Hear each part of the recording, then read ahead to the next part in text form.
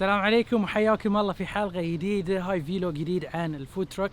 اليوم رفيجي حسين خليل واحد من البايونيرز حق الفود تراك مانيفاكتشرنج هني في البحرين. بقعد اسأله بعض الأسئلة قبل لا ابتدي المشوار الحين عقب العيد ان شاء الله حق تخليص الأوراق الرئيسية حق من الهيئات وهذه الأمور.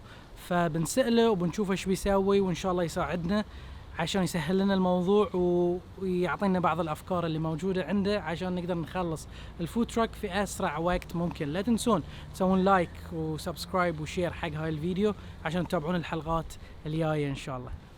وهذه رفيجي حسين خليل. سلم. السلام عليكم، شو اخباركم؟ طيبين؟ حسين الله يسلمكم. مثل ما قلت لكم هيز ون اوف ذا بايونيرز حق فود تراك بيلدينج هنا في البحرين. شركته اسمها It's on Wheels. check it out on Instagram. هو اليوم بيساعدنا وياي بالميجرمنت تيب فعشان ياخذ كل النقاط. الحين بندش على الفود تراك.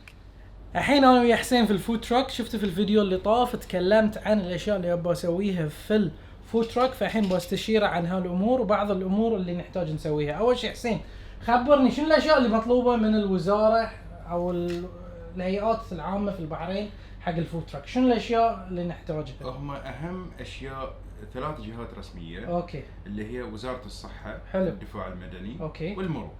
حلو. وزاره الصحه تحتاج ان كل شيء يكون، هذه اهم جهه رسميه. حلو.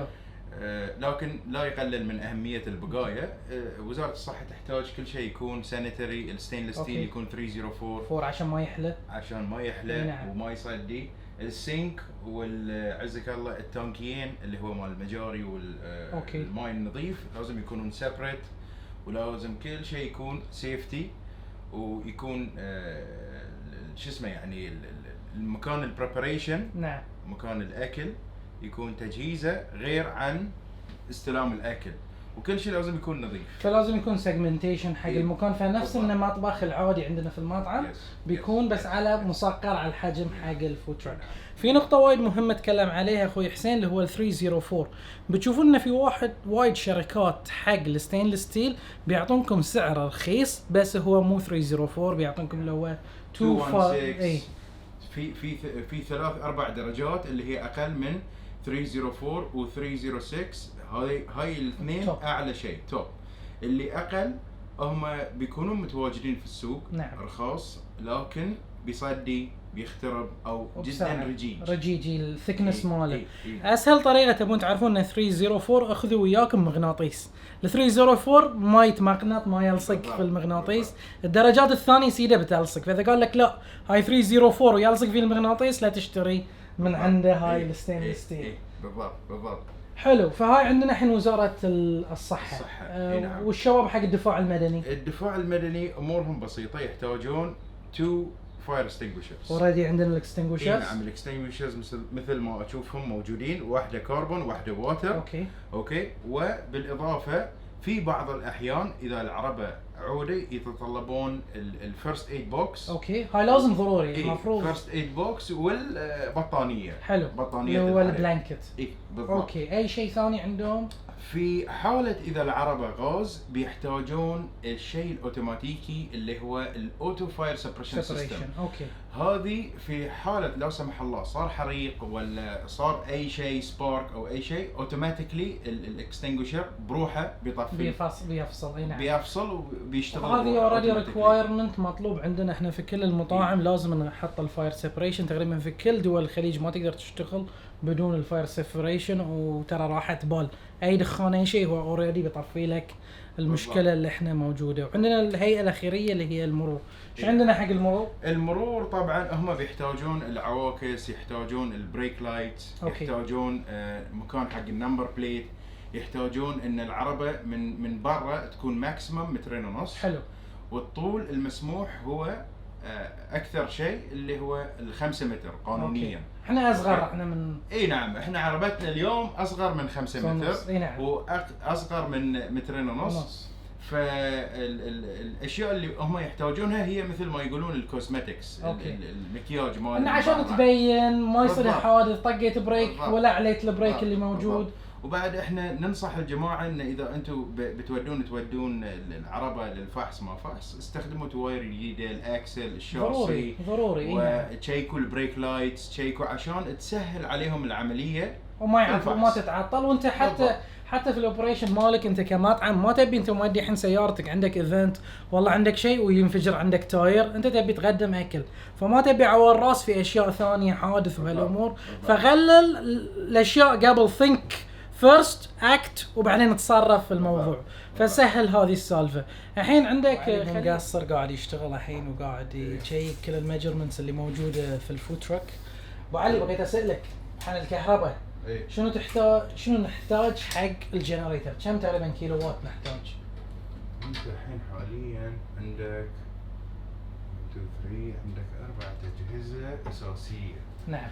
اللي هي الجريل تقريبا 3000 كيلو وات، وهناك بعد عندك تقريبا 3000 وهذه يمكن ما بتستخدمها، هذه تقريبا 600 700. نعم. هذا ما ياخذ وايد، وذاك بعد يمكن 800 وايد. صحيح. اي ثينك بتحتاج جنريتر مو اقل من 10000. 10000 كيلو. اذا الاستهلاك مالك 8000 3 3 6 صح. نسينا المكيف بعد. المكيف اهم شيء. المكيف تقريبا بياخذ 2000 2000 وشوي. صحيح. فانت قاعد تحكي عن 10000 الاستهلاك مالك، فاذا بتاخذ لك جنريتر تاخذ لك 12. اوكي. ك2000 سبير ضروري، خاصة لازم الواحد يحتاج ضروري. لازم. هل نحتاج فيول تانك حق الجنريتر ونركب لها؟ اذا بتحتاج، لان عادة الفيول تانك يشتغل 5 ل 6 ساعات في جو البحرين، هو مكتوب لك 7 ساعات او 8 ساعات بس يشتغل شوية اقل. فاذا بتحتاج تحط لك فيول تانك تقدر تسوي له سيفتي بوكس، يعني بيعطيك 3-4 ساعات زيادة. اوكي. هذه في حالة البترول، لكن الديزل كدمت يروح يعطيك 10 12 ساعة شغال، بس مزعج الديزل. الديزل وايد مزعج. فهذه اليوم تقريبا الاشياء الرئيسيه اللي مرينا عليها في التراك. احنا الحين بقعد ويا ابو خليل بنشوف شنو اشياء ثانيه وبنرجع لكم عقب شوي. الحين احنا برا على التراك قاعد نشوف شنو الاشياء اللي نقدر نركبها، فقاعد نفكر ان هني احسن مساحه بتكون حق الجنريترز، اكسترنال ووتر تانكس. شنو الاشياء نقدر نحطها بعد تفيدنا حق نحرك الحين حاليا احنا عندنا التراك تقريبا طوله هنا 2 و40. حلو. فاحنا اوريدي في السيف سايد. اوكي. فشنو نقدر نسوي هذه البوكس هنا نسويها بوكس، تقدر تحط لك تانكي هني. حلو. وتسوي بوكس للجنريتر هني. وفي نفس الوقت هذه يقعد فوق البوكس. اوكي. فيصير اوبتمايزيشن خلاص اوبتمايزيشن حق السبيس. وثانيا هذه هو العمود الفقري حق العربه. كل شيء هني العمود الفقري، فبيستحمل الوزن، ما عندك مشكله. يقول لك خطط اول وارتاح بعدين. كل ما زيدت الخطه في البدايه بتفتك لانك وقت ما تحرك التراك، غير ان اذا وديت التراك وبعدين تتوهق فيها في المكان في الايفنت اللي انت شغال فيه. فمن اول شيء قاعد نحاول نخلص كل المشاكل اللي موجوده والله يسهل. عاده من خبرتك ايش كثر ياخذ البروسس حق تجهيز العربه؟ تقريبا يعني اذا عربه جديده 5 أسابيع 6 أسابيع. حلو. لكن اذا عربه مستعمله نبي نسوي عليها موديفيكيشن والى اخره، بيحتاج له تقريبا اسبوع لاسبوعين. والاجراءات شلون حق الوزاره؟ شلون الاجراءات؟ ايش كثر ياخذ وقت؟ الاجراءات عاده تاخذ 3 اسابيع، بس الحين بحسب الكورونا ما كورونا فكل شيء تقديم اونلاين. نعم. فاذا عندك موعد ممكن في خلال اسبوع. ممتاز. فيعني احنا عندنا الحين اسبوعين لازم نخلص كل الامور من تجهيز العربه ان شاء الله ويا ابو علي، والله ييسر ان شاء الله نخلص الاجراءات مع وزاره الصحه. اذا عندكم اي سؤال عن تجهيز العربه حطوا لنا كومنت تحت، انا واصله حق ابو علي، او تقدرون تروحون دايركت على حسابه، تقدرون تشوفون اتس اون ويلز على انستغرام، تقدرون تتواصلون وياه وتشوفون الشغل اللي هو سواه حق العربات اللي من قبل. ونشوفكم في حلقه جايه، ولا تنسون تسوون لايك وشير. لايك سبسكرايب بالضبط. خبروا الجماعه كلهم خلوكم ويانا حق الحلقات الجايه.